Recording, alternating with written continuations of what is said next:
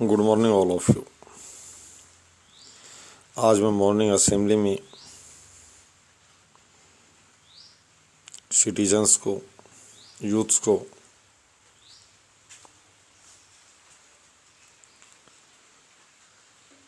Wrong road right, Bharat माता के जो लाखों लाल एक वर्ष में नादान चालन की वजह से जो हादसों का शिकार होते हैं,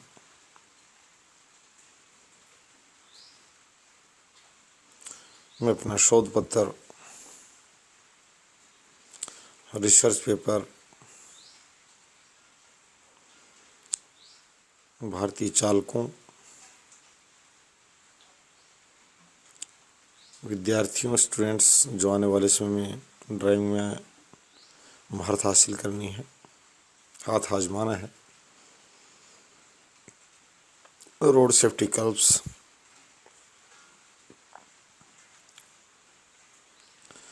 और डीजीपी जो पुलिस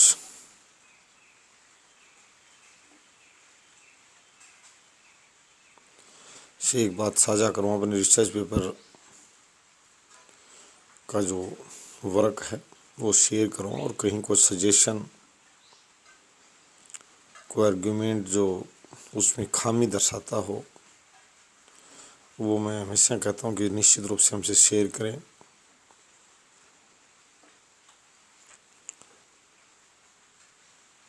इसमें सबसे प्रमुख जो रोड राइड जो है, ड्राइविंग जो है, उसमें तीन बातें बड़ी प्रधान हैं जो भारतीय सड़कों की अराजकता का चित्र पेश करती है। चलती रोड पर वाहन पार्क करना, ये शहर और गांव के अड्डों पर जाम का कारण बनता है। एक भाई ने अपनी गाड़ी चलती रोड पर पार्क कर दी, पीछे से आते सैकड़ों वाहन।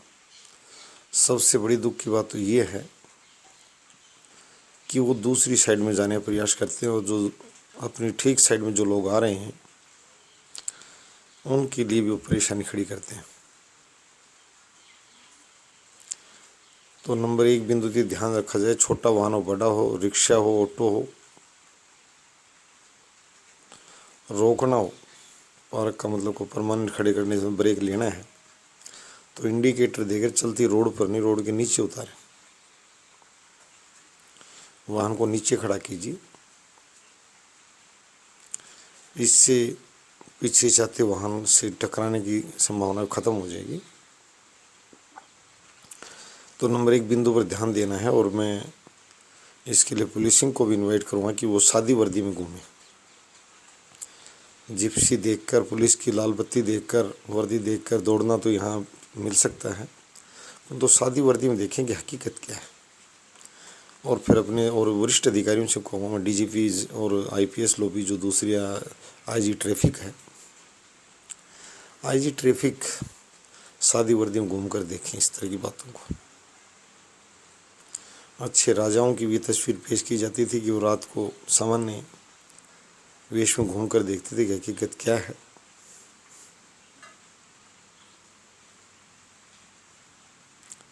तो चलती रोड पर पार्क ना करें कोई वाहन। और पहले सबसे पहले कहते हैं कि 90%, 30% लोग तो करते नहीं हैं, 60% मान जाते हैं। उनको बताने का कुछ अर्थ निकलता। 10% लोगों का उत्पाती स्वभाव होता है जो उल्टी बार्गेनिंग करते हैं, झगड़ा करते हैं, मानना तो बहुत दूर की बात है। उन्हीं के लिए पुलिस बल बनाया जाता है। 10% लोगों, 90% नागरिकों को तो ज़्यादा आवश्यकता भी नहीं होती। वो अपना सादा जीवन जीते हैं, सादगी के साथ जीते हैं और कानून का स्वतः पालन को तैयार होते हैं। ऐसी कोई बात नहीं। ये बड़ी समस्या है रोड पार्किंग की, इसको सुधारें।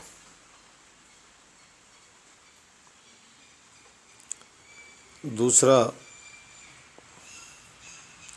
जो तेज़ वाहन चलाना, स्पीड मीटर से जो ये पुलिस जो खड़ी होती है वो कहीं कहीं खड़ी होती है। हमारा देश में ये उनकी प्रतिशतता बहुत कम है उपस्थिति की। एक स्थान पर खड़े होने से काम नहीं चला।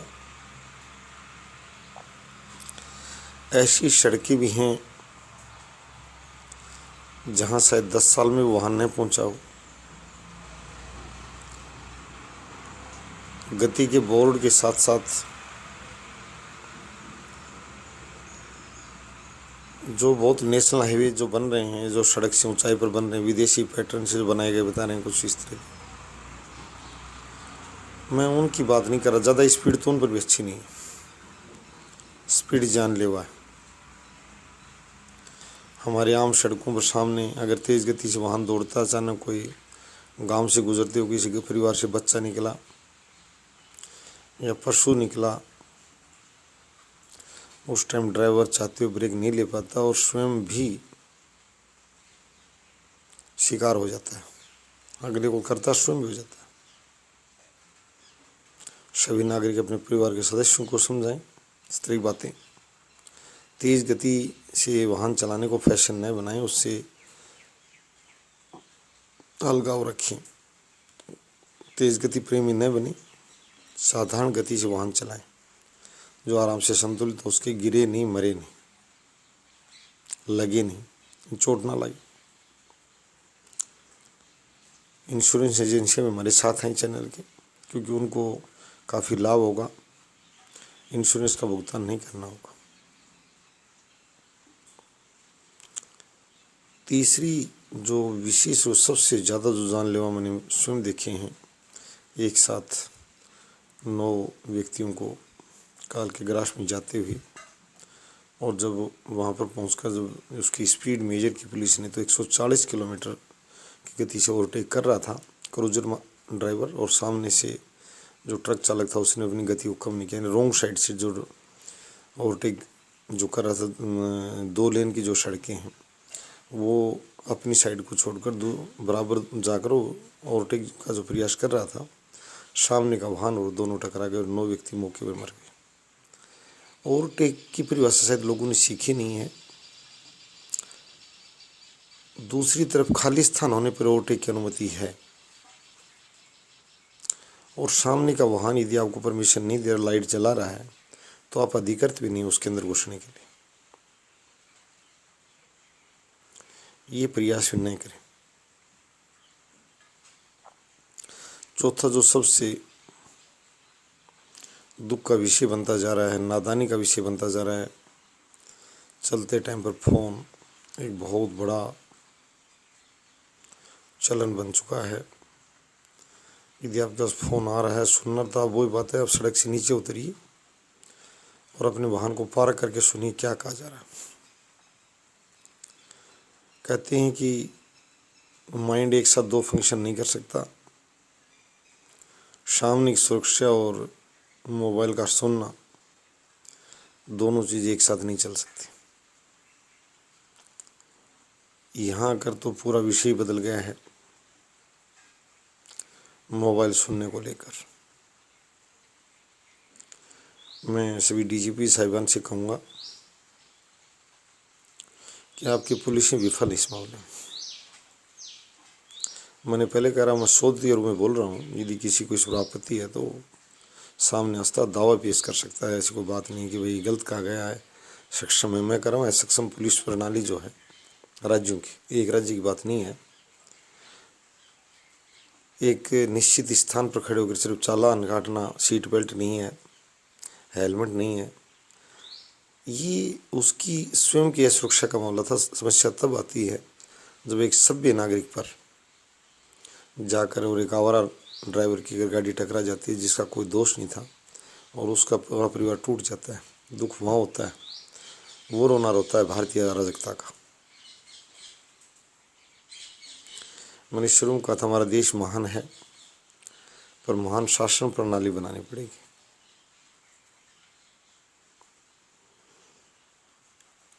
पुलिस अपराधियों को इस सूरत पर भी नहीं छोड़े। स्टाफ कोई शब्द नहीं होता है। अगर स्टाफ का कहने वाला अगर दोषी है, पुलिस प्रणाली का सदस्य हिस्सा है, अगर अपने आप को अन्य किसी परिचय करवा या अन्य किसी रूप में, तो पुलिस उसको ना छोड़े, ये भी गलत संदेश जाता है। और छोटी गलती के लिए चालान को बेकार में हथियार भी न बनाए। उससे पुलिस को बट्टा लगता है कि आपने मास्क थोड़ा नाक से नीचे था, थोड़ा सा ऊपर था। ये चीज़ें फिर गलत जाती है। शिक्षित लोगों भी उनका अंतिम लक्ष्य सिर्फ मास्क पहनाना, चालान काटना, ये बात भी नहीं जानी चाहिए समाज में। और पुलिस और जो चिकित्सक है वो भी देखने में आए कि अगर मास्क की कितनी 24 घंटे आवश्यकता है, घर में पहने रहें या बाहर पहने, इस तरह की गाइडलाइनें जारी की जाएँ। क्योंकि अमूमन देखा जाता है कि लोग सिर्फ पुलिस के चालान केंद्र को देख के मास्क पहनते हैं और स्वयं पुलिस वाली ड्यूटी के दौरान पब्लिक प्रदर्शन के लिए पहनते हैं। और ये हालत डॉक्टरों की। मास्क का यूज़ किस रूप में किया जाए, कितना किया जाए, ये बात तो अभी सुनिश्चित किया जाए। ये बात अभी पूरी ठीक से बैठी नहीं है कि घरों में पहन कर रखा जाए, पहने रखा जाए, या सिर्फ ड्यूटी के दौरान पहनना अनिवार्य किया गया। इस तरह की बातें अभी थोड़ी और पूरी कर दी जाए, या सब नागरिकता पर छोड़ दी जाए। चलो वो बात महामारी से जुड़ा मामला है, वो अलग सी गाइडलाइंस जारी करेंगी सरकारें। पर मैंने जो कहा था अभी कि पुलिस सादी वर्दी में, कहते हैं अगर जब दबिश देना शुरू करेगी, अपराधी उनके हाथ ही नहीं आते। उनके सादे लोग हाथ आते हैं, सीधे लोग हाथ आते हैं, जिनको स्वयं पर विश्वास होता है तेरे पास सब कुछ ठीक ठाक है, वो अचानक को गलती कहीं उनकी मिल जाती है। वो नहीं, पुलिस सादे वर्दी में। और कई राज्यों ने तो पुलिस जब कोई चालान काटती है तो उनको परसेंटेज भी निश्चित किया था कि प्रेरित करने के लिए, चालान काटने के लिए। तो हम कहेंगे जो चालान काटने में जो सहयोग करते हैं नागरिक उद्दंडता का, तो उनको भी अपने साथ लें पुलिस। और मुख्य लक्ष्य हमारा किसी का चालान कटवाना नहीं है। पुलिस से एक चालान नहीं काटे, नागरिकों के उत्पीड़न के हम पक्ष में नहीं है ज़्यादा, परंतु एक अभियान चलाए और उन लोगों को समझाए भी, और ये बात सुनिश्चित भी करे कि 10% लोगों की उद्दंडता 90% ड्राइवर न भुगतें, और 1 लाख भारतीय नागरिक अनावश्यक रूप से हर वर्ष